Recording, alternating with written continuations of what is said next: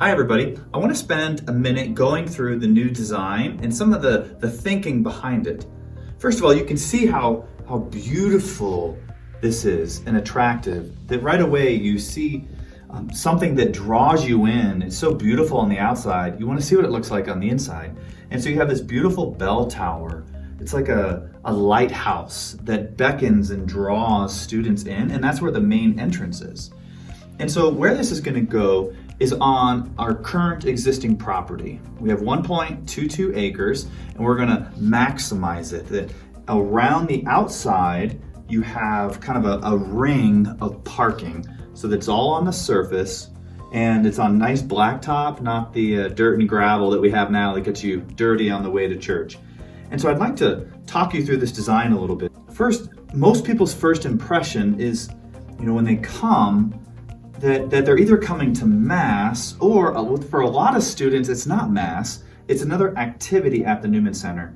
And so as you look at the first level here, when you come in, you have somebody there at the reception desk that greets you. Right next to that is the Focus Missionary Office, where these are graduates and students who are trained and interested in welcoming in the new student. You've got a student lounge right here with people hanging out, playing pool, talking. You've got a student kitchen right there, which is really, other than the chapel, it's the second most popular place in our building right now is the student kitchen. And so all this is making connections. And then eventually, when phase 3 is complete and we've built our evangelization center, you have a space where people come for dances and back to school socials and Newman night dinners and receptions of all sorts, as well as basketball and volleyball and other activities that bring people into relationship with us in the Newman Center, but eventually lead to the church, which is the ultimate relationship that we're concerned about. The beautiful church has twice as many seats as we currently have. It's beautifully oriented to take you vertically, to lift our thoughts and hearts and minds to heaven, but also that we can worship together in a space that's beautiful, but also has beautiful acoustics. The first level is really just about first encounters and drawing people in. But from there, we want to draw them deeper into relationship. And so the second level of engagement is on the second floor, where you go up the stairs or take the elevator, and you've got a nice student library where you can even sit inside the bell tower and look out on campus. You've got an expanded space where we can have a larger gathering or a separate classroom. You've got multiple study rooms that students want to chat one-on-one or work on something, or maybe be by themselves, or have a small group Bible study. There's these little offices, little niches that students love, as well as a music practice room where the choir can practice, but also students can go in and play the piano, play the guitar. That it just gives them one more reason to want to come here and have a space that they can use. In these study rooms, it's a perfect space when, rather than going to the library or cramming into someone's dorm room, they can come here and bring their friends here to study and work on a project here. And hey, we're going to the Newman Center. And you could imagine them saying, well, what's the Newman Center? Well, let me tell you, let me show you.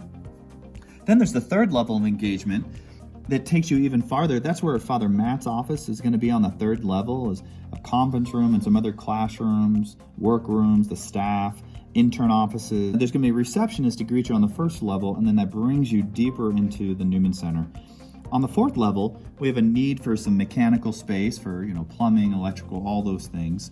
But it gives us space actually to put some living quarters where young men can live here to care for the facility, or future priests or missionaries or religious sisters could all live here in this space and serve the Newman Center students. The bell tower on the fourth level, we're going to have a small prayer chapel, a little adoration chapel where people could perhaps look over campus, but just have a smaller space to pray, as well as a rooftop garden where they can also look over campus or look off to the mountains.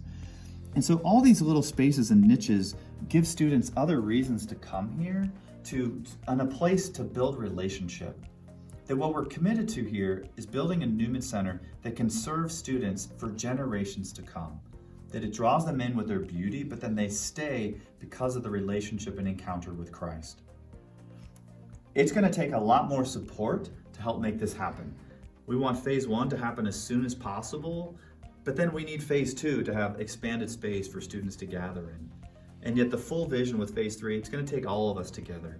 And so please join me in praying. I invite you to go to our website where you can see more of the reason behind this. Why do we need this? More student testimonies, and also a way that there you can make a pledge, make a one-time gift. It's taken many people many years to get us to this point. And now we have the opportunity to take this into the next chapter where we can serve more students than ever.